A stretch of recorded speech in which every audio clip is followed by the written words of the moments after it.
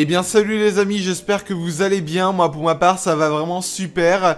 Aujourd'hui on se retrouve pour une nouvelle vidéo déballage et test d'un clavier gamer de la marque Dareux, une marque que vous alliez pas connaître. Il sera rétro-éclairé et concernant son prix, il est à 57 €. Il vient du site Banggood qui est mon partenaire, que je vous invite sincèrement à aller regarder parce que c'est un site qui est comme Amazon. Ils vendent vraiment plein de choses. Je vous mettrai d'ailleurs tous les liens en description. Comme on peut le constater, il a l'air vraiment bien protégé, donc j'ai barré pour pas que vous puissiez voir mon adresse. Donc on va ouvrir ça sans plus tarder. Je l'ai enlevé du sachet, maintenant plus qu'à retirer le polystyrène qui l'entoure. Cette fois-ci, Banggood ne me déçoit pas parce que le colis est juste intact. Donc maintenant on va passer à la boîte.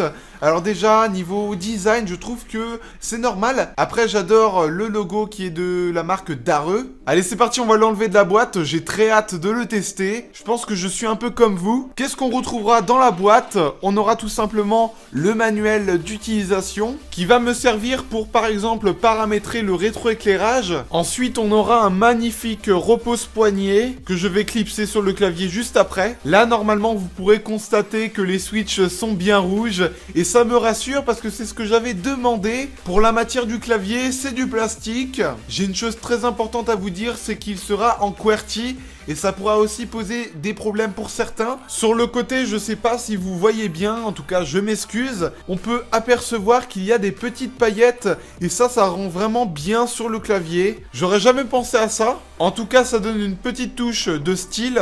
En dessous, on pourra ajuster le clavier. Concernant le câble, il sera tressé de couleur bleue, une couleur que j'aime beaucoup. Et il sera par USB. Avant de passer au test, je vais vous faire un peu écouter le bruit pour voir s'il est silencieux ou s'il fait beaucoup de bruit.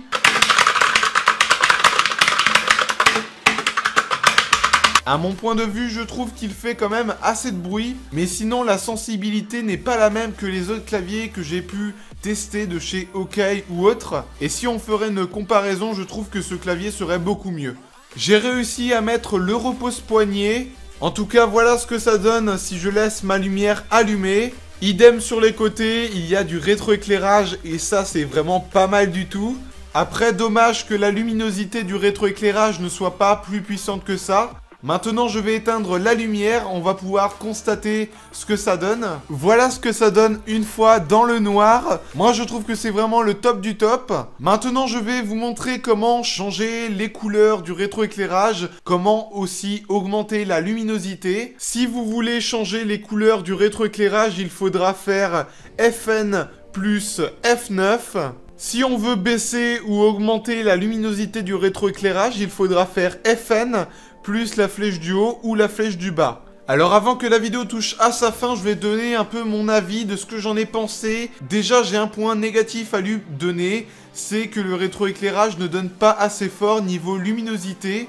Car quand on a la lumière allumée, on constate que la luminosité du rétroéclairage est très faible. En revanche, dans le noir, il n'y a pas de problème. Niveau design du clavier, je trouve qu'il est véritablement bien. Le repose-poignet est pas mal également. Ce que j'ai bien trouvé aussi sur le clavier, c'est sur les côtés. On peut apercevoir que le rétroéclairage sort sur les côtés et sur les touches. Mais il n'y a pas que ça que j'ai adoré, c'est les paillettes qui sont sur les côtés.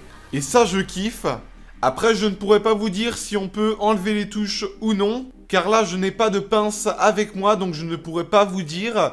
En tout cas, j'espère que cette vidéo vous aura énormément plu. Si c'est le cas, n'hésitez pas à me lâcher d'énormes pouces bleus, ce qui me ferait très plaisir. N'hésitez pas aussi à vous abonner à ma chaîne YouTube si ce n'est pas déjà fait. Allez, moi sur ce, je vous laisse, c'était Pez, bye bye tout le monde.